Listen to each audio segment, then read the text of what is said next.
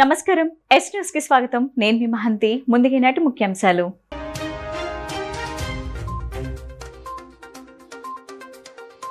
వినియోగదారులకు అందుబాటులో హస్తకళా వస్తువులు.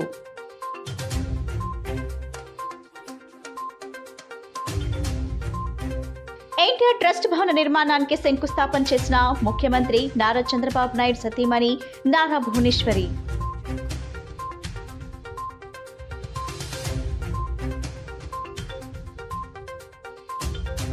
అభివృద్ధి చెందాలంటే అన్ని రాష్ట్రాలకు ఒకేసారి ఎన్నికలు జరగాలి. మాజీ కేంద్ర మంత్రి మురళీధరన్.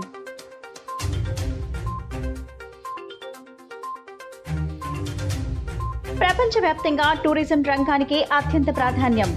సెంట్రల్ నియోజకవర్గం శాసనసభ్యులు బోండామ మహేశ్వరరావు. ఎన్టీఆర్ ట్రస్ట్ 5 అంతస్తుల భవన నిర్మాణానికి NTR memorial trust managing director Bhuvaneswari శంకుస్థాపన చేశారు. స్థానిక సాయిబాబా మందిరంలో ప్రత్యేక పూజలు నిర్వహించి శంకుస్థాపన చేశారు భువనేశ్వరి. పటమట టీచర్స్ కాలనీలోని సాయిబాబా గుడి వీధిలో 600 గజాల స్థలంలో భవన నిర్మాణానికి నారా భువనేశ్వరి శంకుస్థాపన చేశారు. ఈ సందర్భంగా trust managing trust Nara Bhuvaneswari మాట్లాడుతూ, సమాజానికి ఏది అవసరమో సేవాభావంతో అది చేసేందుకు ఎన్టీఆర్ ట్రస్ట్ ఎప్పుడు ముందుంటుందన్నారు. ప్రజలకు ఏదైతే చెప్పామో అది చేసి చూపటమే ఎన్టీఆర్ ట్రస్ట్ లక్ష్యమని, రక్తదానంతో పాటు తలసేమియా వ్యాధితో బాధపడి చిన్నారుల్ని ఆదుకునే లక్ష్యంతో ఇక్కడ సేవలు అందిస్తామన్నారు. అత్యవసర వైద్య సేవకు మా తలుపులు ఎప్పుడు కొట్టినా 24 గంటలు అందుబాటులో ఉంటామన్నారు. ఫిబ్రవరి 2026లో విజయవాడలో ఎన్టీఆర్ ట్రస్ట్ సేవలు అందుబాటులోకి వస్తాయని తెలిపారు. విద్య, వైద్య సేవ కార్యక్రమాలు రాష్ట్రంలో మరింత విస్తృతం చేసే లక్ష్యంతో భవన నిర్మాణం చేపట్టామన్నారు. సమాజానికి తిరిగి ఇవ్వాలని, దాతృత్వంతో చాటుకునేవారు మాతో చేతులు కలపాలని ఆమె కోరారు. 25 ఏళ్లుగా నిరంతర సేవలు అందిస్తున్నామని, ముఖ్యమంత్రి చంద్రబాబు చేతుల మీదుగా హైదరాబాద్లో ప్రారంభమైన ఎన్టీఆర్ ట్రస్ట్ సేవలు వివిధ ప్రాంతాలకు విస్తరిస్తున్నామని తెలిపారు. నైపుణ్యం శిక్షణ ద్వారా మహిళలు, నిరుద్యోగ యువతకు ఉద్యోగ, ఉపాధి అవకాశాలు కల్పిస్తున్నామని తెలిపారు. నిరుపేద విద్యార్థులు ఎందరికో ఉచిత విద్య ఎన్టీఆర్ ట్రస్ట్ ద్వారా అందిస్తున్నామని, ఎప్పుడు ఎక్కడ విపత్తులు వచ్చినా మా సేవలు అందించే దిశగా ముందడుగు వేస్తున్నామన్నారు. నేను ఈ ట్రస్టు ముందుకి మా టీంతో పాటు చాలా సేవా కార్యక్రమాలు ప్రజల కోసం తీసుకెళ్తున్నాం. వాళ్ళకి ఎప్పుడు ఏది అవసరమో మన సమాజానికి, అప్పుడు ఎన్టీఆర్ ట్రస్ట్ ఎప్పుడు ముందుంటుంది. ఈ ఎన్టీఆర్ ట్రస్ట్ హైదరాబాద్లో ముందల అక్కడ ప్రారంభం జరిగింది. ఇప్పుడు ఇక్కడ విజయవాడలో మేము ఇది ముందుకు తీసుకెళ్తున్నాం ఎన్టీఆర్ ట్రస్ట్. ఇప్పుడు ఈ ట్రస్ట్ బిల్డింగ్లో office plus blood bank plus thalassemia centre పిల్లలకి మీకు గుర్తు చేస్తున్నాము. మా NTR trust we work the talk అంటే మేము ఏది మాట్లాడతామో అది మేము చేసి చూపిస్తాం. మీరు ఎప్పుడు అనుకుని ఉండరు మేము ఇన్ని కార్యక్రమాలు చేస్తున్నామని. అందుకే ప్రజల కోసం వాళ్ళకి తెలియాలి మా ట్రస్ట్ ఎన్నెన్ని సేవా కార్యక్రమాలు తీసుకెళ్తున్నాము.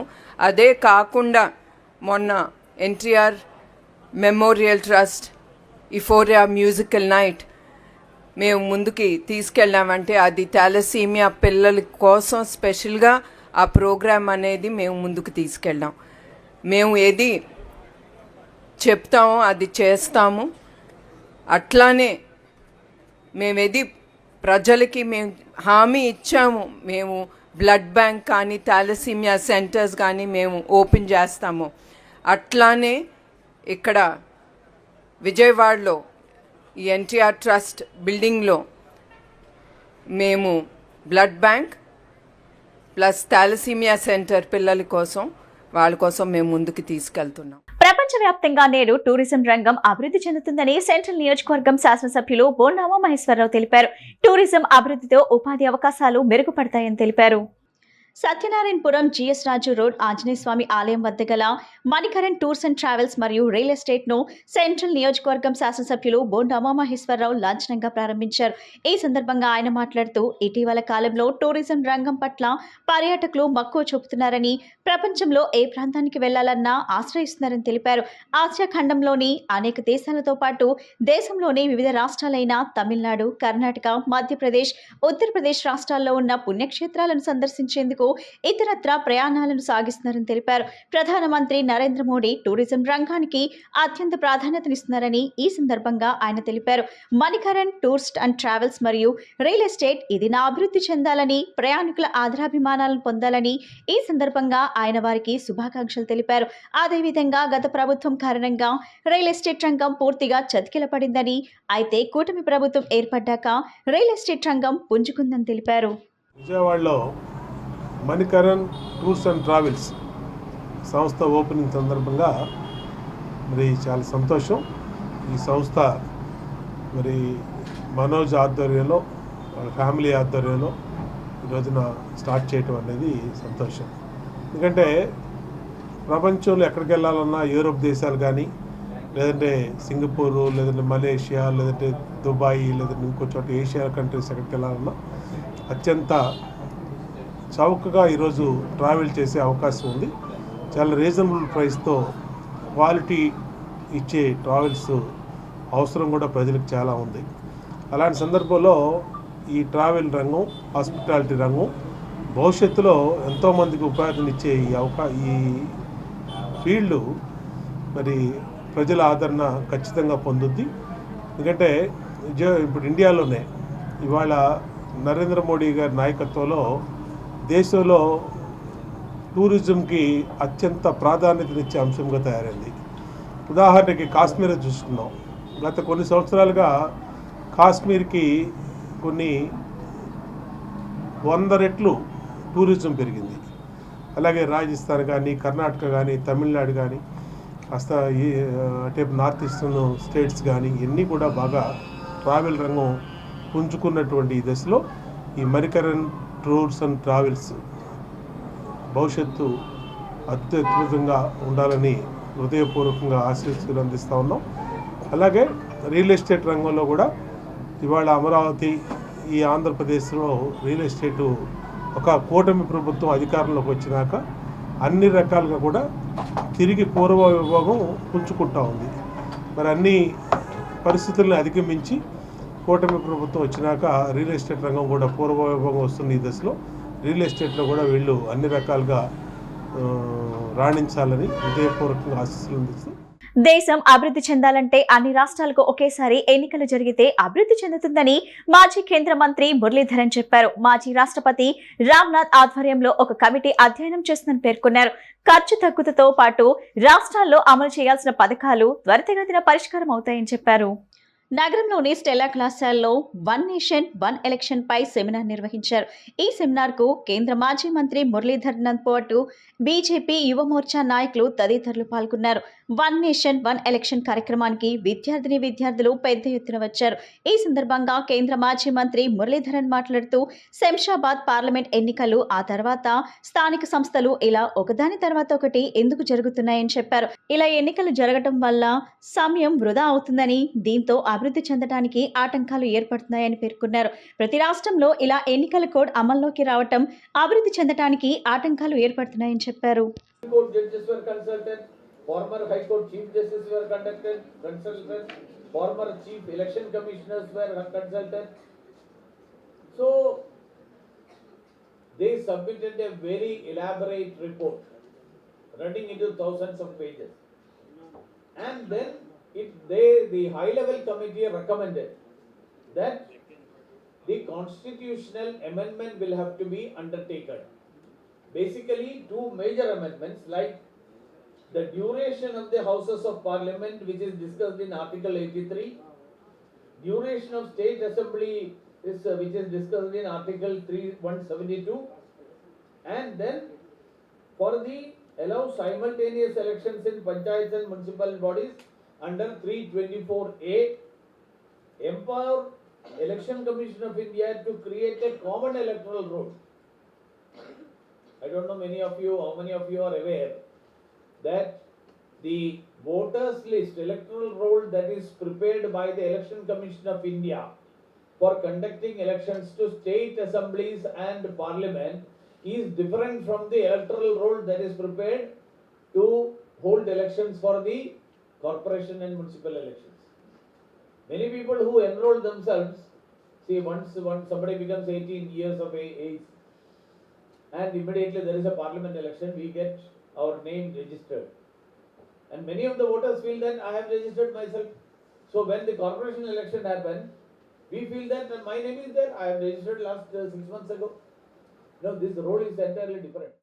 Maristella students and students from various other institutions, a very warm and heartfelt welcome to each one of you to this significant seminar on Students for One Nation, One Election.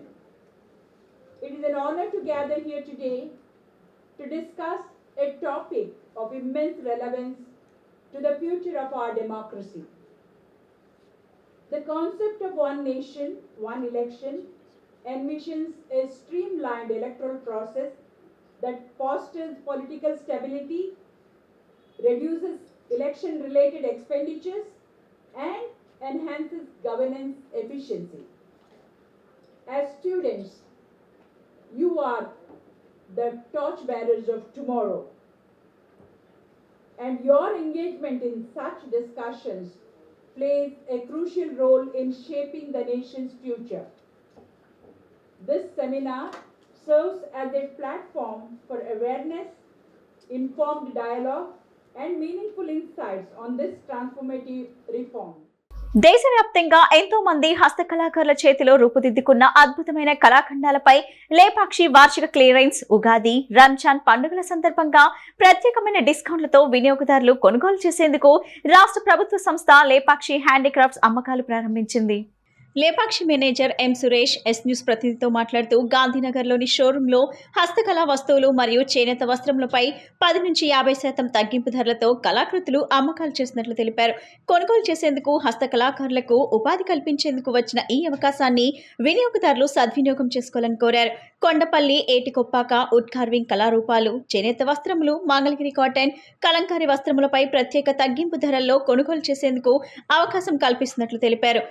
ఏపీహెచ్డిసి managing director M విశ్వ ఆదేశాల మేరకు ప్రతి కలెక్షన్తో ఈ clearance sale వినియోగదారులకు ఒక మంచి shopping అనుభూతిని కలుగజేస్తుంది. మార్చి 31 వరకు తగ్గింపు ధరల్లో విక్రయాలు ఉంటాయని తెలిపారు. మరెక్కడా లభించని అరుదైన కళాకృతుల కొనుగోలుకు కళారాధకులు, వినియోగదారులు తమ అభిరుచులకు అనుగుణంగా కోరుకునే ప్రతి కళాకృతి వినియోగదారులను ఆకట్టుకునేలా ఉంటుందన్నారు. కళాత్మక అభిరుచులు కలిగిన ప్రతి ఒక్కరూ ఈ అవకాశాన్ని సద్వినియోగం చేసుకోవాలని మేనేజర్ సురేష్ కోరారు.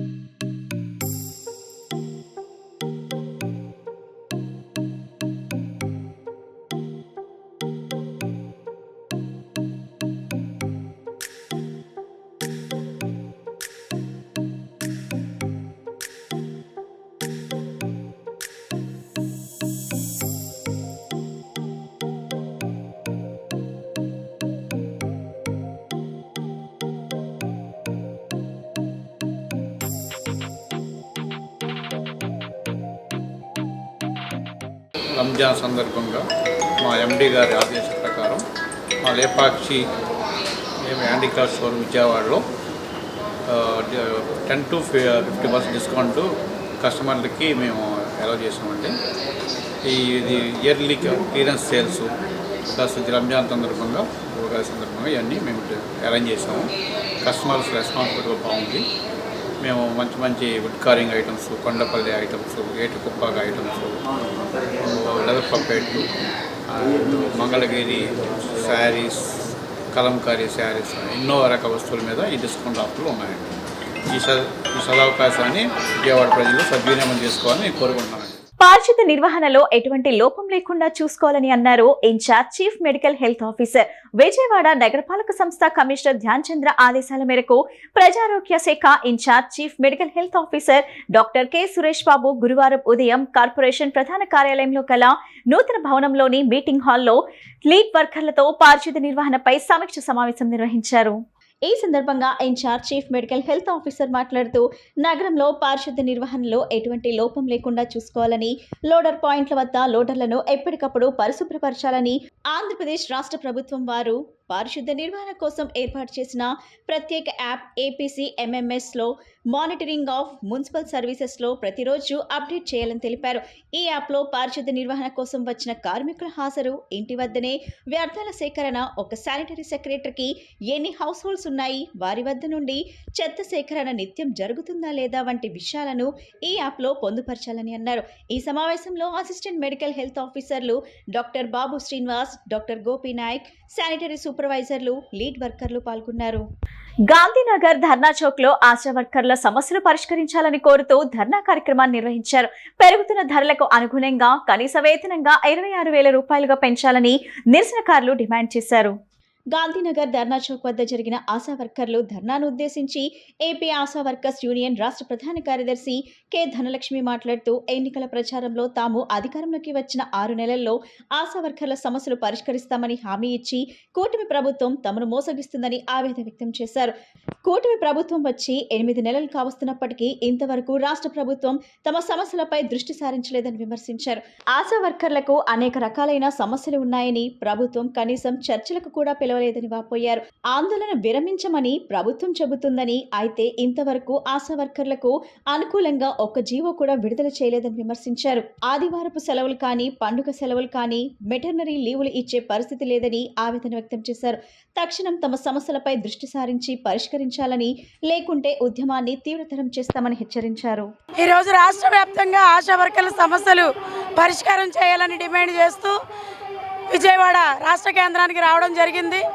ఇప్పటికే ప్రభుత్వం ఇచ్చినటువంటి ప్రకటనలు జీవోల రూపంలో ఇవ్వాలని, ఆశా వర్కర్ల చాకరీని గుర్తించి వేతనాల పెంపుదలకు సంబంధించి, అలాగే రికార్డులు, కమ్యూనిటీ హెల్త్ వర్కర్లకు సంబంధించిన వేతనాలు పెంపుదల, ఆశాలను గుర్తించాలని చెప్పేసి మేము డిమాండ్ చేస్తూ ఉన్నాం. ప్రభుత్వం ఇచ్చినటువంటి జీవోల్లో ఏవైతే ఉన్నాయో వాటిని వెంటనే అమలు చేయాలి. మా శ్రమకు తగిన గుర్తింపు ఇవ్వాలని చెప్పేసి మేము తెలియజేస్తూ ఉన్నాం. అనేక సంవత్సరాలుగా ఆశా వర్కర్లు క్షేత్రస్థాయిలో సేవలు అందిస్తున్నారు. సేవలకు మించినటువంటి వేతనం ఈ రోజున క్రింది స్థాయిలో మాకెవరికి రానటువంటి పరిస్థితి. ఒకవైపున రాజకీయ ఒత్తిళ్లు, పనిభారం, రికార్డుల పేరుతోటి 1,000 రూపాయలు ఖర్చు చేయించే పని చేస్తూ ఉన్నారు. వర్కర్లు ప్రశ్నించిన చోట విధుల నుండి తొలగించే పని చేస్తూ ఉన్నారు. మా యొక్క ఈ డిమాండ్స్ను పరిష్కారం చేయాలని చెప్పేసి కోరుతా ఉన్నాం.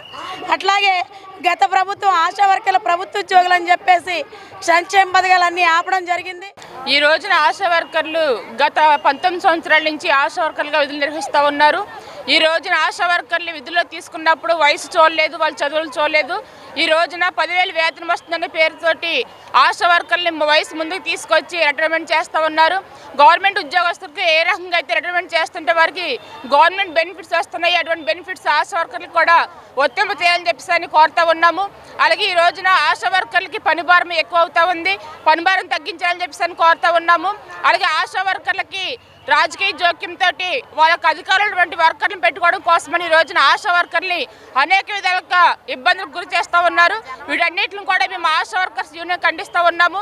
అలాగే ఈ రోజున ఆశా వర్కర్లు చేస్తున్నటువంటి పనికి ఏఎన్ఎంల పని కూడా తోడయ్యి చాలా పని ఒత్తిడి ఎక్కువగా ఉంది. దేశంలోని సెక్స్ వర్కర్లకు అక్రమ రవాణా బాధిత మహిళలకు రాజ్యాంగపరమైన రక్షణలు ఉన్నప్పటికీ వ్యవస్థగతంగా వివక్ష, హింస మరియు సామాజికంగా చిన్నచూపును ఎదుర్కొంటున్నారని మహిళా సమైక్య నాయకురాలు పంచకర్ల దుర్గాంబ ఆవేదన వ్యక్తం చేశారు. కుల ఆధారిత పోకడలతో ఏర్పడిన భారతదేశంలో నేటికి అక్రమ రవాణా బాధిత మహిళలు వ్యభిచార వృత్తిలో మాకుతున్నారని, మహిళల హక్కులను ఎలా కాలరాస్తుందో మనకు అర్థమవుతుందని తెలిపారు. జాతీయ మహిళా దినోత్సవం సందర్భంగా అక్రమ రవాణా బాధితులు మరియు వాణిజ్య లైంగిక దోపిడీ బాధితులతో హెల్ప్ మరియు విముక్తి వారి ఆధ్వర్యంలో నగరంలోని ప్రెస్ క్లబ్లో రాష్ట్ర స్థాయి సమావేశం జరిగింది. ఈ సమావేశంలో రాష్ట్రంలో అక్రమ రవాణా బాధితులు మరియు సెక్స్ వర్కర్లు ఎదుర్కొంటున్న సమస్యలు మరియు సవాళ్లపై విముక్తి రాష్ట్ర స్థాయి సమావేశంలో తీసుకున్న తీర్మానాలను ప్రకటించారు. ఈ సందర్భంగా దుర్గాంబ మాట్లాడుతూ, మహిళలు ఇప్పటికే ప్రాథమిక గౌరవం మరియు సమాన హోదా కోసం పోరాడుతున్న మన దేశంలో అక్రమ రవాణా బాధిత మహిళలు, సెక్స్ వర్కర్లు ఇంకా అనేకమైన అడ్డంకులను ఎదుర్కొంటున్నారని తెలిపారు. విముక్తి రాష్ట్ర అధ్యక్షురాలు అపూర్వ మాట్లాడుతూ, దేశంలోని సెక్స్ వర్కర్లకు, అక్రమ రవాణా బాధిత మహిళలకు రాజ్యాంగపరమైన రక్షణలో ఉన్నప్పటికీ వ్యవస్థాగతంగా వివక్ష, హింస మరియు సామాజికంగా చిన్న చూపని ఎదుర్కోవాల్సి వస్తుందని తెలిపారు. అందరి పౌరుల్లాగానే సెక్స్ వర్కర్లకు అన్ని రకాలైన ప్రాథమిక హక్కులు ఉన్నాయని సుప్రీంకోర్టు ఒక తీర్పులో వెల్లడించినప్పటికీ ఆచరణలో వారు నేరస్తులుగానే మిగిలిపోయాయన్నారు. మహిళలను అక్రమ రవాణా అలాగే సెక్స్ వర్కర్లపై ఈరోజు ఈ కార్యక్రమం ఇక్కడ ఏర్పాటు చేయడం జరిగింది. దీనిపై ముఖ్యంగా అక్రమ రవాణా అనేది మరి మహిళలు ఆర్థిక పరిస్థితి బాలేని చోట, అలాగే ముఖ్యంగా సినిమాలకి వాటికి ఎఫెక్ట్ అయిన పిల్లలు, అలాగే అక్కడ పరిస్థితులు, లోకల్ పరిస్థితుల వల్ల కూడా చాలామంది వాళ్ళ ట్యాప్లో పడి అందరినీ కూడా ఈ రవాణా చేసి వాళ్ళని సెక్స్ వర్కర్లుగా చేస్తున్నారు. దాదాపు 100 మందిలో 80 మందిని సెక్స్ వర్కర్లుగా చేస్తున్నారు. అలాగే 20 మంది మామూలుగా ఇళ్లల్లో వాళ్ళు పని చేయడానికి కూడా వాళ్ళు ఉపయోగించుకునే పరిస్థితి, తీసుకెళ్ళిపోయే పరిస్థితుల్లో మన రాష్ట్రం 3వ స్థానంలో ఉంది. అలాగే మన దేశం వచ్చేటప్పటికి ప్రథమ స్థానంలో ఉందని చెప్పడానికి కూడా చాలా సిగ్గుగా ఉంది. మరి అటు 2014లో అంతకుముందు ఒక జీవో ఉండేదా, జీవో ప్రకారం కూడా వీరందరికీ న్యాయం చేయడానికి ఆ జీవో ఉండేది. కానీ ఇప్పుడు మన 2 రాష్ట్రాలు విడిపోయిన తర్వాత ఆ జీవో ఏమైంది అనేది కూడా ఇంతవరకు తెలియని పరిస్థితి. వీరిని ఇప్పుడు ఉన్న పరిస్థితిలో ఇక్కడ చూశారు కదా మీరు, ఇంతమంది ఇక్కడ హాజరయ్యారు. విముక్తి సంస్థ ద్వారా వాళ్ళందరినీ కూడా గ్యాదర్ చేసి వాళ్ళకి న్యాయం చేయాలని చెప్పేసి ఆ సంస్థ ఆలోచనతో వీళ్ళందరినీ గ్యాదర్ చేసి మమ్మల్ని పిలవడం జరిగింది. ముఖ్యంగా ఏంటంటే ఈ గవర్నమెంట్, ఇప్పుడున్న గవర్నమెంట్ అయినా వీళ్ళకి న్యాయం చేయాలి. వీళ్ళంతా ఎందుకంటే సెక్స్ వర్కర్లుగా వాళ్ళ మీద పేరు పడిపోయిన తర్వాత మనలోకి వస్తే వాళ్ళని చాలా చిన్న చూపు చూసే పరిస్థితుల్లో మన సమాజం ఉంది. సమాజం కూడా మారాలి. వాళ్ళు ఏ పరిస్థితుల్లో ఎలా అయ్యారనేది కూడా, అలాగే వాళ్ళు కనీసం ఏ పోలీస్ స్టేషన్ కన్నా వెళ్ళి కంప్లైంట్ ఇచ్చినా వాళ్ళ మీద చాలా చిన్న చూపు చూసే పరిస్థితి ఉంది. మార్చ్ 8 అంతర్జాతీయ శ్రామిక మహిళా దినోత్సవం సందర్భంగా ఉమెన్ ట్రాఫికింగ్ సెక్స్ వర్కర్స్ విముక్తి సంస్థ ఆధ్వర్యంలో ఈ సభ నడుస్తుంది. దానికి మహిళా సంఘాలుగా మమ్మల్ని పిలవటం, ఆహ్వానించడం జరిగింది. అంతేకాకుండా వాళ్ళు విముక్తి సంస్థ ఆధ్వర్యంలోనూ ఇప్పటికి ఎన్నో కార్యక్రమాలు చేస్తున్నారు.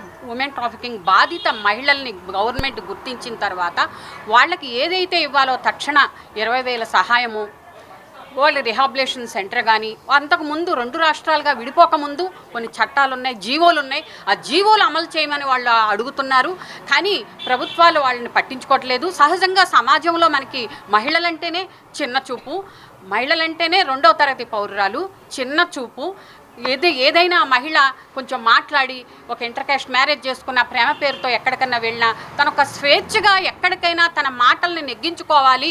నేను ఫలానాది చేయాలి, నాకు సినిమాల్లో చేయడం ఇష్టము, లేకపోతే నేను ఇంకోటి ఏదో చేయాలని ఇష్టమైన అలాంటి మహిళల్ని సమాజం దూషిస్తుంది. మన సమాజంలోనే అలాంటి నేచర్ ఉంది. ఒక సిస్టమే మహిళలకు వ్యతిరేకమైన సిస్టమ్ ఇది. తమ స్థలాన్ని కబ్జా చేసి తమపైనే కొందరు దాడులు చేస్తున్నారంటూ మస్తాన్ వలి అనే వికలాంగుడు వాపోయారు.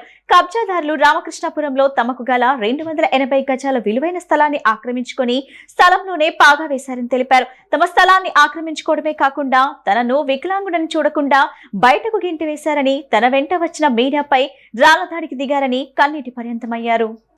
రామకృష్ణాపురంలో కబ్జాకు గురైన స్థలం వద్ద వికలాంగ బాధితుడు మస్తాన్ వలీ విలేకరుల సమావేశాన్ని నిర్వహించి తనకు జరిగిన అన్యాయంపై కన్నీరు మున్నీరయ్యారు. ఈ సందర్భంగా వికలాంగ యువకుడు మస్తాన్ వలీ మాట్లాడుతూ అనేక సంవత్సరాల నుండి తాము నివాసం ఉంటున్న స్థలాన్ని మాది అని కొందరు ఆక్రమించుకున్నారని వాపోయారు. అదేమని ప్రశ్నించిన తమపైన, తన తల్లిపైన, కుటుంబ సభ్యులపైన దాడి చేశారని, న్యాయం కోసం తమ వెంట వచ్చిన మీడియా ప్రతినిధులపై రాళ్ల దాడికి దిగారని వాపోయారు. గత నెల 27వ తేదీన స్థలాన్ని ఆక్రమించి ఆ స్థలంలో రౌడీలను ఉంచి ప్రశ్నించిన తమపై దాడి చేశారని, కళ్లల్లో కారం కొట్టి ఇబ్బంది పెట్టారన్నారు. ఇంటిలో ఉన్న సుమారు 10 లక్షల రూపాయలు విలువ చేసే సామాగ్రిని రౌడీలతో బయటకు పడేశారని ఆరోపించారు. తమపై దాడిని పోలీసులకు చెప్పినా పట్టించుకోవటం లేదని ఆవేదన వ్యక్తం చేశారు. 20 రోజుల క్రితం తనకు ప్రమాదం జరిగిందని, కాలు తొలగించారని, ఆ ప్రమాదానికి కారణం కూడా కబ్జాదారులే అన్న అనుమానం ఉందన్నారు. తమకు న్యాయం చేయాలని, తమ స్థలాన్ని తమకు ఇప్పించాలని వేడుకున్నారు.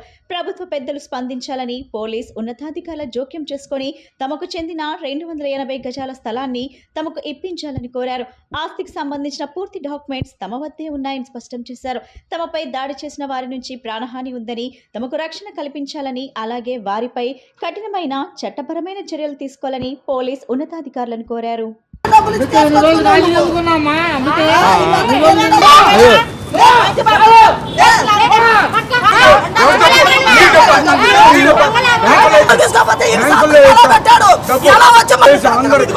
ఎందుకు సంతకం పెట్టాడండి? ఇచ్చావు, డబ్బులు తీసుకోకపోతే ఇవన్నీ ఎలా ఇచ్చావు? ఏం చేశావు? తీసుకోకపోతే ఫోన్ నెంబర్ ఎందుకు ఇచ్చావు?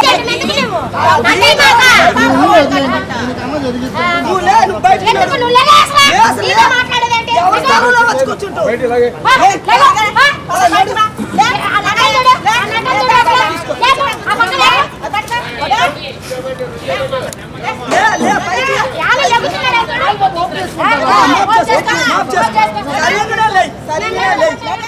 వార్తలు ముగించే ముందు ముఖ్యాంశాలు మరోసారి.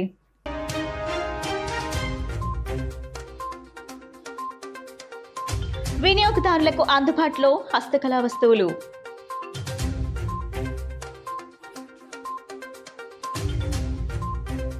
ఎన్టీఆర్ ట్రస్ట్ భవన నిర్మాణానికి శంకుస్థాపన చేసిన ముఖ్యమంత్రి నారా చంద్రబాబు నాయుడు సతీమణి నారా భువనేశ్వరి.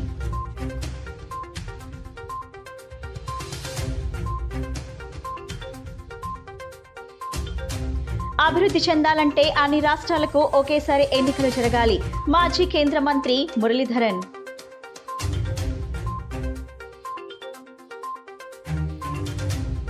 ప్రపంచవ్యాప్తంగా టూరిజం రంగానికి అత్యంత ప్రాధాన్యం.